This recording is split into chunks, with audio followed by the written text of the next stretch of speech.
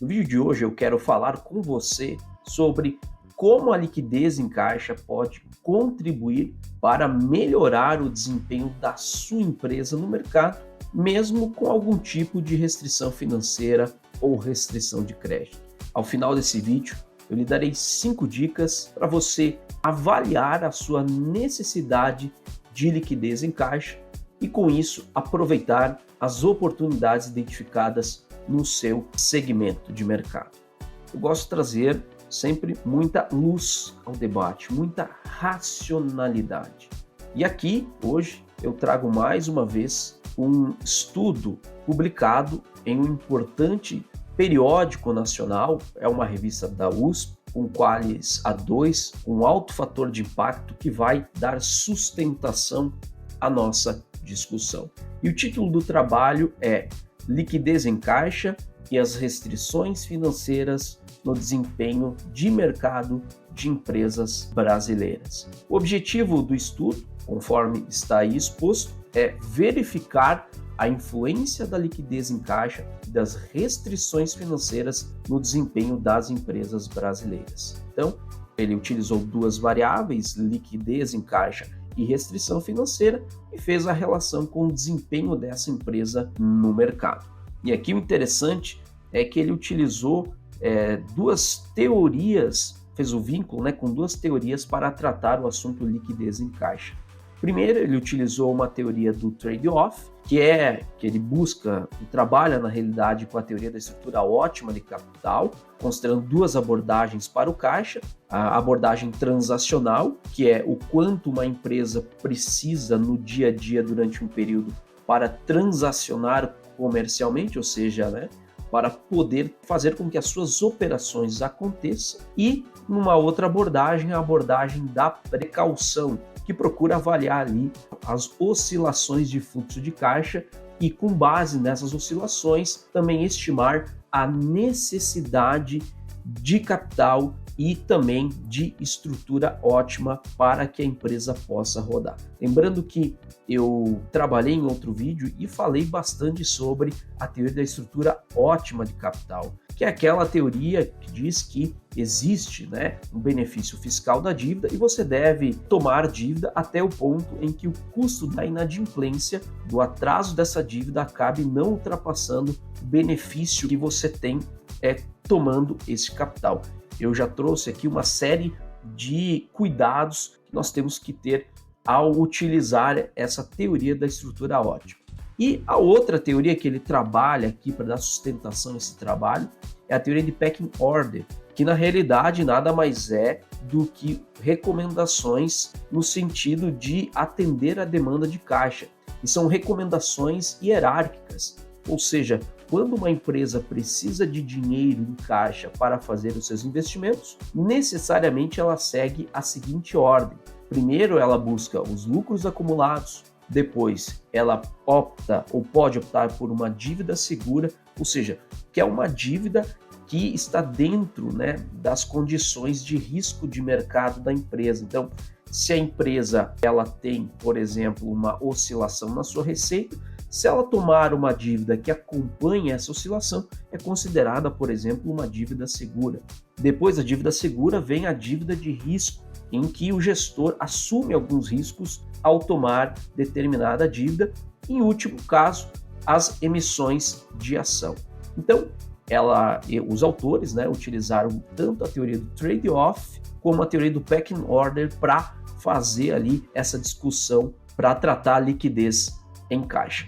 Sem mais delongas, e sem muita enrolação aqui, como eu gosto de fazer, vou só falar aqui um pouquinho do método, algo que me chamou a atenção também para trazer esse estudo aqui, que foram utilizadas 130 empresas num primeiro momento, depois elas foram filtradas, chegando ali ao número de 87. Os anos utilizados para fazer essas observações foram de 2014 a 2018, portanto aí 4 anos de avaliação. Então, trabalhando um horizonte temporal significativo e também um número de empresas bem interessante, que vai, como eu falei, dar bastante sustentação aos resultados aqui trazidos. Foram utilizados uma análise regressiva, aqui eu mostro uma estatística descritiva do resultado, só para para trazer aqui isso para vocês.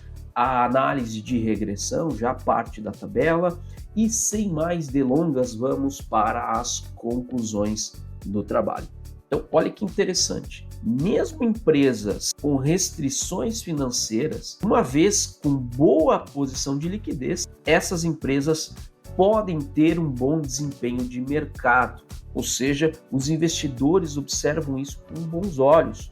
Então, mesmo olhando uma empresa que, em tese, ela tem alguma dificuldade financeira, alguma restrição de crédito, se elas dispõem de uma liquidez em caixa para suportar os seus investimentos, os investidores observam isso com bons olhos e essas ações, né, o valor da empresa, ele acaba sofrendo um efeito positivo no mercado. Também foi identificado que uma boa posição de caixa também reduz em alguma medida o risco da assimetria de informação percebido pelo investidor. Ou seja, em muitos casos em que o investidor não dispõe de todas as informações a respeito da performance daquela empresa, uma vez, entretanto, observada uma boa posição de caixa, esse risco da assimetria informacional, ele é, digamos assim, reduzido.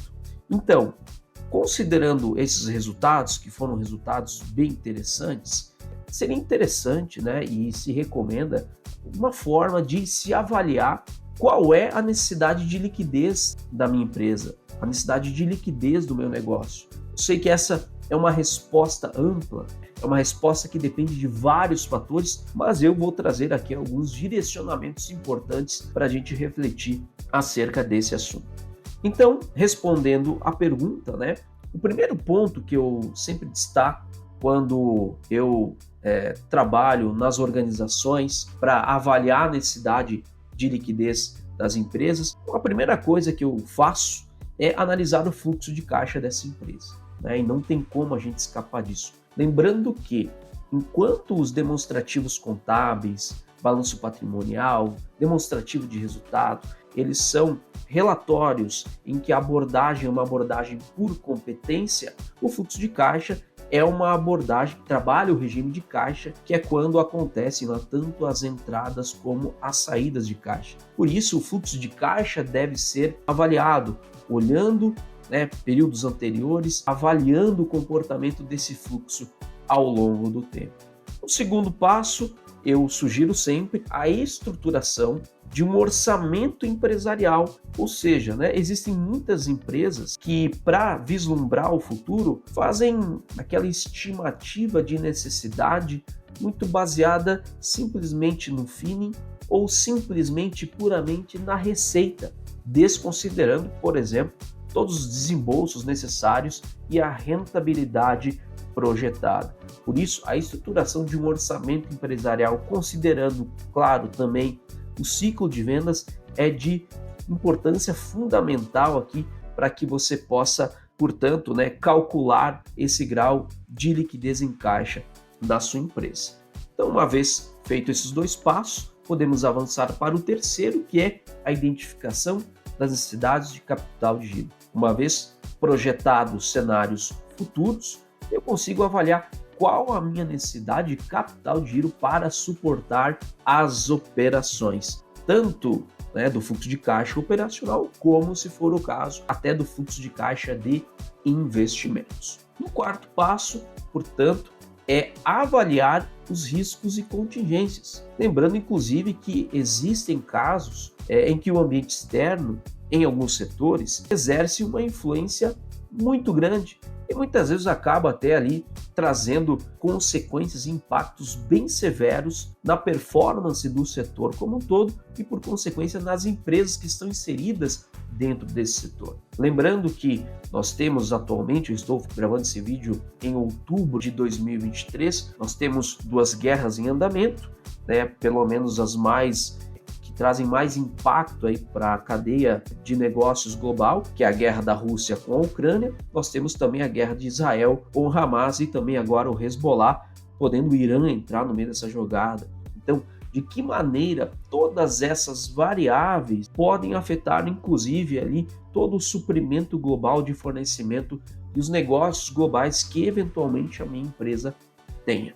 No quinto e último passo, avaliar as oportunidades de crescimento. Existem oportunidades de crescimento no meu setor. O meu setor ele é um setor maduro.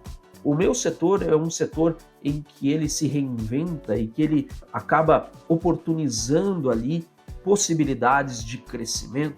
Então, se você avaliar esses 5 pontos, se você seguir esses passos, você caminhará no sentido de avaliar a sua necessidade de liquidez em caixa e com isso aproveitar até mesmo as oportunidades de negócio no seu segmento. Eu tenho auxiliado as empresas a melhorarem a sua performance a partir da compreensão da sua necessidade de liquidez, trabalhando a partir de uma visão sistêmica de dívidas, de oportunidades e de risco de mercado. A sua empresa está pronta para isso? Espero que esse vídeo tenha te ajudado. Até a próxima e um forte abraço.